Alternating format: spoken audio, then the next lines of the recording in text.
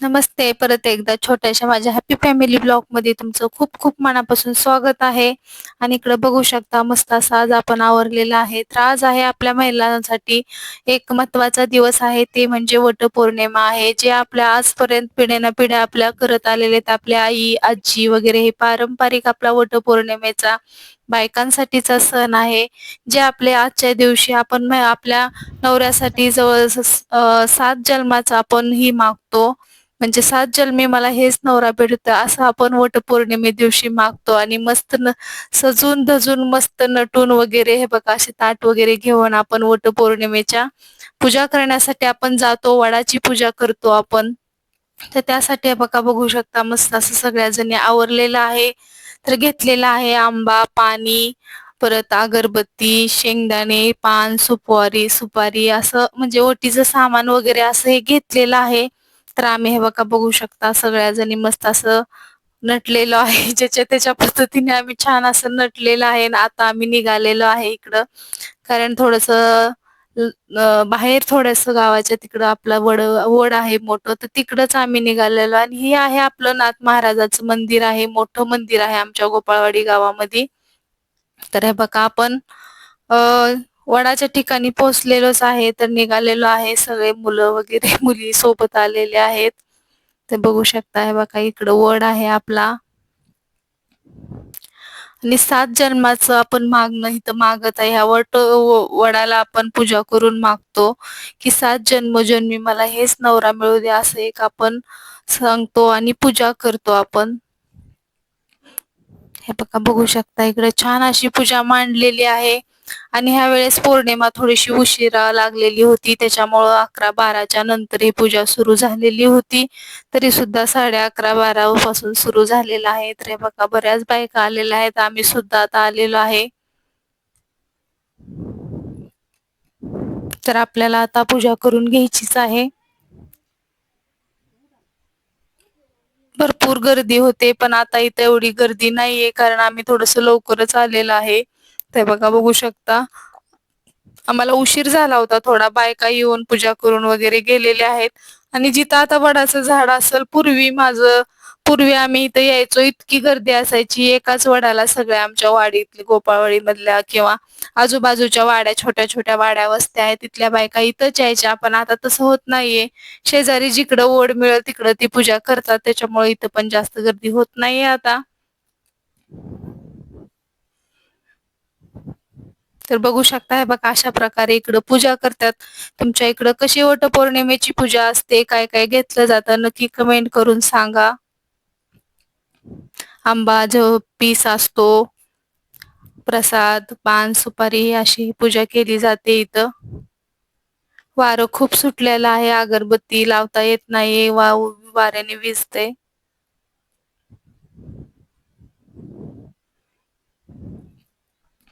हे बघा भरपूर पूजा केलेली आहे. कारण उपवास असतो त्या दिवशी पौर्णिमा. तर चला मग आपण आता घेऊया. 7 फेरे मारायचे आहेत आपल्याला, तर मी दोरा बांधून घेतलेलाच आहे. तर आपल्याला मोजून आपल्याला 7 वेळा ही फिरून दोरे बांधायचे आहेत. आपण असं केलं तर मग आपल्याला 7 तो जन्मी हाच आपल्याला पतिदेव पाहिजे. त्यासाठी ही आपली पूजा केली जाते मैत्रिणींनो. तुम्ही केली का नाही ते कमेंट करून नक्की मला सांगा. हे बघा बघू बघू शकताय ज्याच्या त्याच्या परीने सगळे आपले दोरे 7 वेळा 7 वेळा 7 वेढे मारून घेतायत.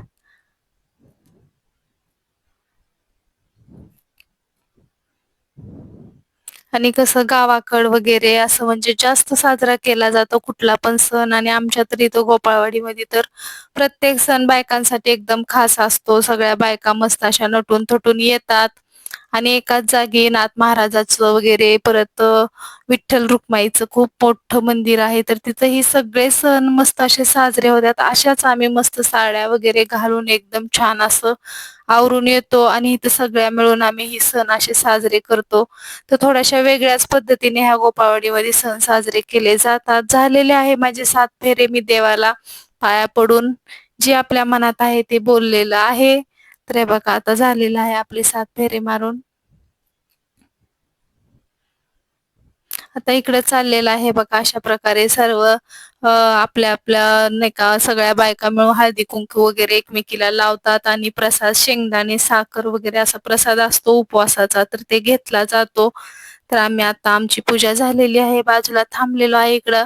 आता मस्त सगळे एकदा आवरून मस्त भेटलेलो आहे सगळेजण तर चला म्हणलं आता मस्त असे फोटो वगैरे काढायचे होते तर काढलेले आहेत फोटो वगैरे.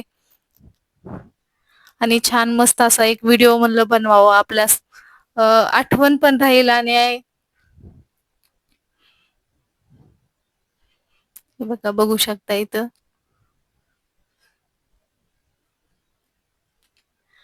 आणि एकदम छान वाटतं सगळ्या मैत्रिणी एकत्र येऊन अ, असं वेगळं थोडंसं मस्त वाटतं. एकच दिवस असतो रोजचं तर आपल्या आपल्या कामामध्ये आपण बिझीच असतो.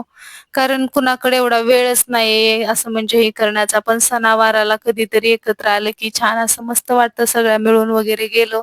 आता पूजा झालेली आहे तर आम्ही निघालेलो आहे आता माघारी घरी. आता घरी जाताना पण भरपूर मंदिर आहे तर आम्ही प्रत्येक सणाच्या वेळेस म्हणजे हे बघा इथं आहे विठ्ठल रुक्मिणीचं खूप मोठं मंदिर आहे आणि दर वेळेस पण सणावाराला वगैरे नैवेद्य वगैरे केलं जातं देवाला तर आम्ही सगळ्या देवाला जवळजवळ 30-40 निवद बनवावेच लागतात आणि ही देवाला प्रत्येक देवाला निवद आम्ही दाखवतो देवाचं नैवेद्य वगैरे सणावाराला करावंच लागतं. हे आहे विठ्ठल रुक्मिणीचं मंदिर. तर तिथं पण आपण दर्शन घेतलेलं आहे, पाया पडलेलो आहे. तर त्याच्या मागच्या बाजूने आता वेढा घालून आपण मग विठ्ठल रुक्मिणीच्या मंदिराकडून बाहेर निघालेलो आहे. तर इथं भरपूर असा मोठा परिसर आहे बघू शकता तुम्ही. हे बघा इकडे सगळं मंदिरच दिसतात तुम्हाला. इथे नाथ महाराजांचा घोडा आहे. परत इथं छोटे छोटे मंदिर आहेत. कशा कशाचे आहेत ते मला एवढं नाही सांगता येणार पण इथं हे नाथ महाराजाचा घोडा आहे आणि विठ्ठल रुक्मिणीचा आहे ते छोटे मंदिर आहेत. हे बघा इकडं घोड्याला सुद्धा आम्ही हळदी कुंकू वाहून पाया पडलेलं आहे. इथं एक असं मोठंसं कासव आहे आपल्या नाथ महाराजांच्या ह्याच्या समोर. इथं पावलं आहेत. हे बघा इथं देवाची पावलं आहेत. त्या पावलाला पण पूजलं जातं. तर बघा इकडं बघू शकता फुलं वगैरे वाहिलेले आहेत पाया पडलेला आहे आणि ही आहे आमच्या गोपाळवाडीचं बघू शकता मोठं छान असं आणि सगळ्यांच्या नवसाला पावणारा नाथ मस्कोबा महाराजांचं मंदिर आहे बघू शकता आणि एकदम जागृत स्थान आहे हे एकदम आपल्या भक्तीच्या ह्याच्यानी भरपूर आपल्याला ही करणारे हे देवस्थान आहे बघू शकता इकडं. हे बघा असं दरवाजा बंद आहे. सणावाराला असतो उघडा पण आज उशीर झाल्यामुळे बंद केलेला आहे तर आपण बाहेरूनच देवाच्या पाया पडलेला आहे वाहिलेला आहे हळदी कुंकू वगैरे. हे बघा बाहेरूनच आपण पाया वगैरे पडलेला आहे.